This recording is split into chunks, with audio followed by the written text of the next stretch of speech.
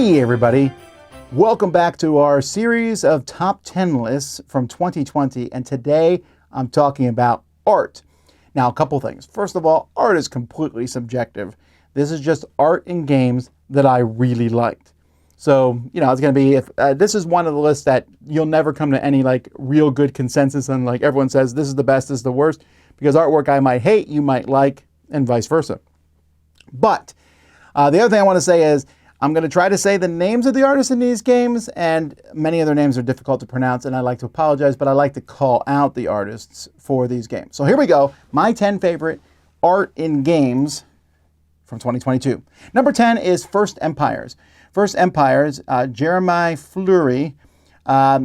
He's done art before for Days of Wonder games, and you can see that in this style. I like the style, I like how he draws people. First Empires, which I thought was an okay game of rolling dice and then using the actions on those dice to move in the world.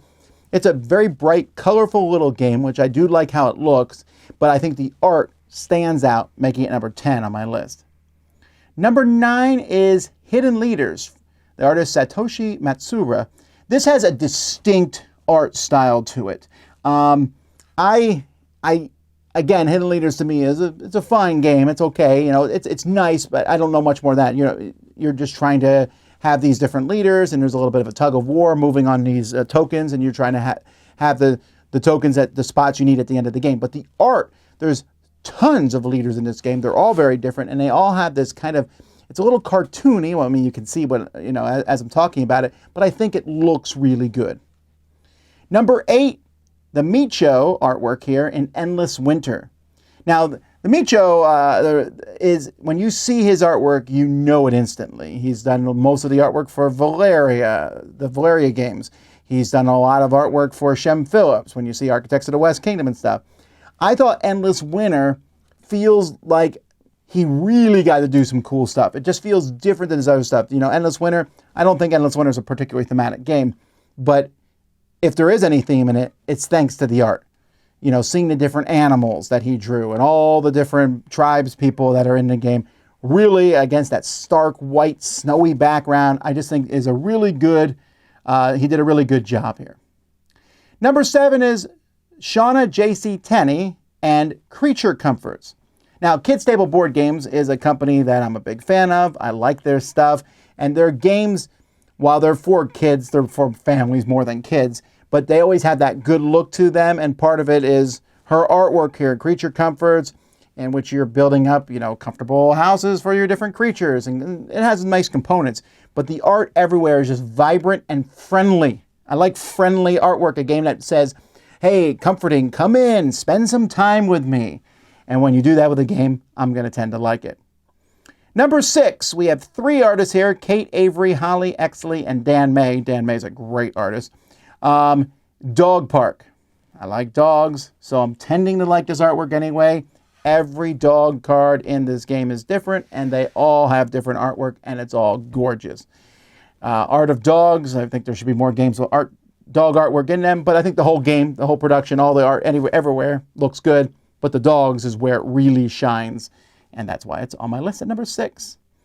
Number 5 is a crossover with my production list that I did yesterday. Here the artists are Stephen Lewis, Tony Meyer, and Rachel Rusk, and the game is Townsfolk Tussle. Now, I like Townsfolk Tussle, the miniatures. I like the whole production. That's why it was on my production list. But I'm telling you, the shining star here is the art. I'm a big fan of this old-timey-wimey 1920s, 1930s art, Cuphead-style art. And Townsfolk Tussle, I laugh at every picture of the bad guys, of the good guys, of all the different weapons that are in the game. It's just fantastic across the board. I love it. It really brings the theme to life in this game. It's jovial. It's brutal, but funny at the same time. Just very joyful. Townsfolk Tussle, my number 5. Number 4, the artist here is Sandra Tang, and the game is Flamecraft. Now, there's going to be some people arguing that Flamecraft is popular only because of its art. I disagree. I think Flamecraft's a great game, but who can deny that the little cute dragons that permeate this game inside and out are not fantastic? They are wonderful. Delicious little dragons. And then So in this game comes with a bunch of shops, and each shop shows dragons doing something, and each of them is different, and each of them could be a painting. I know this because they did a promo, one of them, the Spice Tower for us, and I have that up on my wall here in the studio. I like it that much. I think this artwork is just tremendous. It definitely attributes to the success of the game. It's not the only reason the game is successful, but man, it's fantastic art. Number 3, we have Damian Mamoliti and Manning Tremblay, and this is for Marvel Dice Throne. So Dice Throne has some really great art in it. The same artist, actually. And I'll come back to that because I think it's fascinating. And so I've always liked that. This cartoony, modern cartoony superhero style, in a sense. Then Marvel, they got the Marvel license to make Dice Throne with Marvel, and they were allowed to use the same artist to do it, which is 2 things. One, it fits right in with the rest of the Dice Throne universe, but secondly, I want these artists to do Marvel comics. That's how much I like the art in this. It's really good. I'm a big Marvel fan, but there's a lot of Marvel art out there, and there's certain comics I've read of Marvel, and I'm like, oh, I hate the art. This I don't hate. I think it's some of the best Marvel art I've ever seen. Number 2 is my favorite artist, actually, Vincent Dutrait, and this is Tenpenny Parks. Now, of course, part of Tenpenny Parks is I love the artist, and I love the theme, amusement parks. And in this game, you're building an amusement park, and there's all kinds of rides, and each of these rides is lovingly illustrated by Vincent Dutrait. That just looks gorgeous. The card artwork, the box is amazing, the boards, the tiles, the rides, it just all comes together. The game itself is fun, but definitely it's the artwork that's the star, to me, of Tenpenny Parks. And then finally, my favorite art from this year is David Ardila and Matahos Gebrselassie. Again, I apologize if I'm messing up the names here, but this is for 3,000 Scoundrels.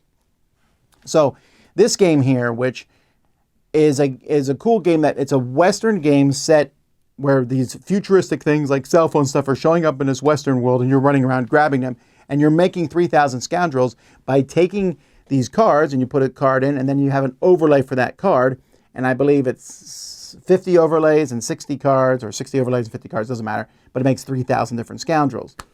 That's pretty cool in of itself, but to have all these cards work together, this is one of my favorite box covers ever in the history of board game box covers. But I also just like the Western art in this game a lot. Again, this is another one where I think the game is fine. I think the game could have been better. It's not a bad game. It's a decent game, but I wish it would have been better. But I'm telling you, the art is unbelievable. This Unexpected Games, the company that made this, they know how to pick their artists. I think their artists are just great across the board. But this here is my favorite art from the year. So there you go. Those are my favorite art games from 2022. I'm Tom Vasel. Thanks for watching.